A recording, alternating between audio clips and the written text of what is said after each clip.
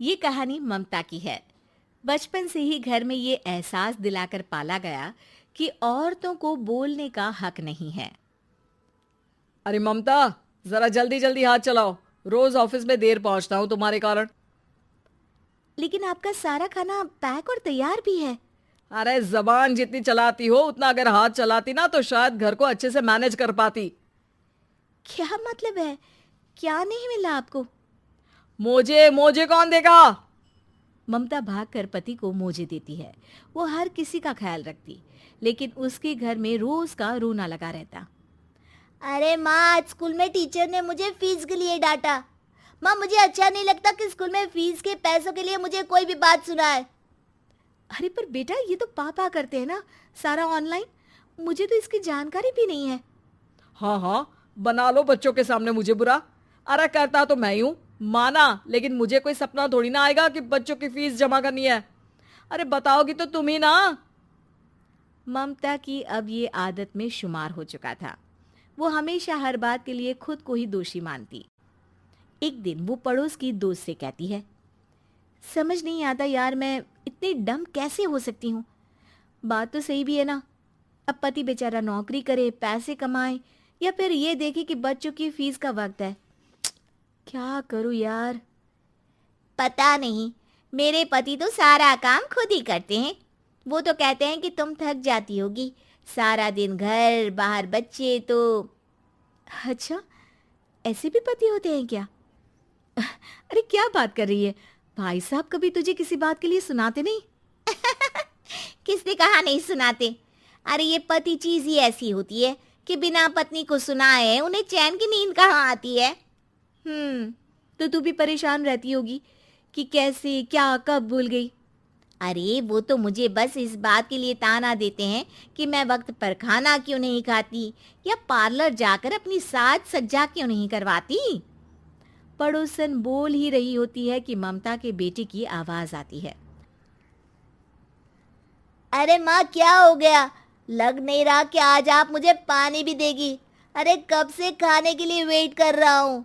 अरे यार, मैं चलती हूँ। बेटा खाने के लिए वेट कर रहा है, मैंने उसे खाना भी नहीं दिया। अरे 12वीं में पहुंच चुका है तुम्हारा बेटा, उसे बोलो खुद पानी लिया करे। मैंने तो अपने बच्चों को काम करना सिखाया है। अरे यार, खुद की भी तो कोई लाइफ है। माना जब नहीं कर सकते थे तो किया, लेकिन अब इतने बड़े बच्चों की हर बात मानेंगे तो मुश्किल तो अपने को ही होगी। ममता को पड़ोसन की बात में दम तो लगता है, लेकिन करे क्या, आदत भी तो खुद ही ने डाली थी। ममता घर जाती है कि तभी बेटी आ जाती है। माँ, परसों मुझे एक शादी में जाना है। तेरी वो जो लाल वाली साड़ी है ना, उसे दे देना। मैं आज जाकर टेलर को दे दूंगी, वो उस साड़ी से सूट बना देगा। अरे नहीं नहीं तारा, वो मेरी माँ ने मुझे दी थी और उस साड़ी से मेरी काफ़ी भावनाएं जुड़ी हैं। तुमको ना मैं दूसरी साड़ी दे दूंगी। ओके, कोई बात नहीं, लेकिन आज दे ही देना पक्का। तारा माँ की साड़ी से सूट बनवाकर पार्टी में जाती है, लेकिन जब वो पार्टी से लौटती है, क्या है, मैं तो समझ ही नहीं पा रही हूँ। अरे जब वो साड़ी मांगी थी तो ये छल्ली सी साड़ी क्यों दे दी? मैं ही पागल थी जो इस साड़ी का सूट बनवा लिया मैंने। माँ, जानती भी हो कि कॉलेज में मेरी कितनी हंसी उड़ी। तभी वहां ममता का पति सुनील आ जाता है। अरे गवार औरत, जब बेटी साड़ी मांग रही थी तो दे देती ना। अरे पापा, इनके तो इमोशंस जुड़े थे उस साड़ी से। ममता इतने सब के बाद भी कुछ नहीं बोलती। मेरी बेटी की बेइज्जती हो गई। मैं बिल्कुल बर्दाश्त नहीं कर सकता ये। मैं नहीं चाहता कि मेरी बेटी से कोई भी ज्यादा सुंदर लगे पूरे कॉलेज में। जी, वो पढ़ने में तारा बिल्कुल अच्छी नहीं है, उसकी पढ़ाई पर आप ध्यान दीजिए ना। अच्छा, अब तुम मुझे बताओगी कि मुझे किस पर ध्यान देना और किस पर नहीं। रमेश जैसा ही ये वाक्य पूरा करता है, ममता की बेटी और पति उस पर जोर जोर से हंसते हैं। अरे ठीक है ना, पता ही नहीं चला कि कैसे वक्त इतना बीत गया। अरे कैसे पता चलेगा माँ, हम लोगों के पीछे जो तू बैताल की तरह चिपकी रहती थी, तुझे कैसे वक्त का पता चलता। ममता को पहले सास ससुर, फिर पति और बच्चों की तरफ से इस तरीके की बातें सुनकर उसका मन बहुत दुखी रहता था। एक दिन, सुनो ना, बहुत दिनों से कमर के नीचे बहुत दर्द रहता है। कल मैंने देखा तो एक फोड़ा था। अरे ममता, एक बार अपने पति से बात करो, वो तुम्हारा फोड़ा डॉक्टर को दिखा देंगे। अरे नहीं नहीं, वो तो गुस्सा हो जाएंगे। अरे क्यों गुस्सा हो जाएंगे? तुमको दर्द है? हाँ, लेकिन वो यही बोलेंगे कि ऑफिस जाऊं या फिर तुम्हें लेकर डॉक्टर के पास। तो बेटे से ही बात कर ले। अरे वो तो मैं कर लूं, लेकिन फोड़ा है ऐसी जगह कि उसे बताते मुझे शर्म आएगी। लेकिन कुछ ना कुछ तो करना जरूरी है ना। ऐसे कब तक फोड़े के दर्द से तड़पती रहेगी? अब तो सोच रही हूँ कि इनसे बात कर ही लूं, वरना दर्द के मारे कहीं मर ना जाऊं। लेकिन शाम को, ममता, क्या किया तुमने आज? खाने के डिब्बे में कैसा खाना दिया था? दाल खराब हो गई थी। कब की थी? दाल तो मैंने सुबह ही बनाई थी, खराब कैसे हो गई? अच्छा सुनिए ना, मुझे कहना है कि अरे गरम दाल बंद करोगी तो ऐसा ही होगा ना। बेइज्जती हो गई सबके सामने मेरी। ऑफिस वालों ने ऐसा मजाक उड़ाया कि क्या बोलूं। कल से ठीक से खाना देना है तो देना, वरना खाना देना बंद कर देना। बाहर खा लूंगा मैं। ममता, जो पति से अपनी परेशानी बताने वाली थी, वो अब ये सोचने लगती है कि कल से पति को खाने में क्या दे।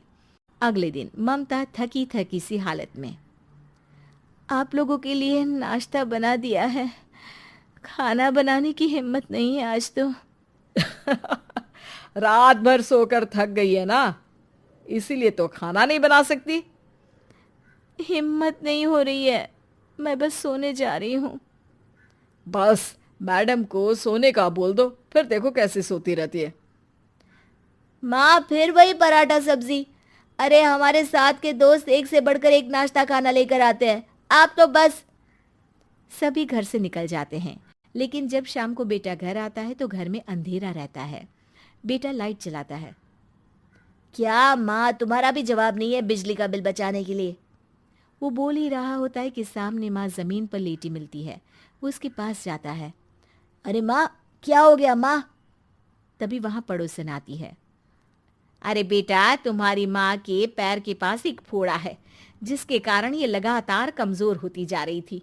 मैंने उसे पहले ही कहा था कि घर में बता दो, लेकिन तुम्हारी माँ किसी को तंग करना नहीं चाहती थी। तभी वहां डॉक्टर आ जाता है। अरे इनके ऑर्गन में दिक्कत है, कोई बात है जो इनके मन में खटक रही है।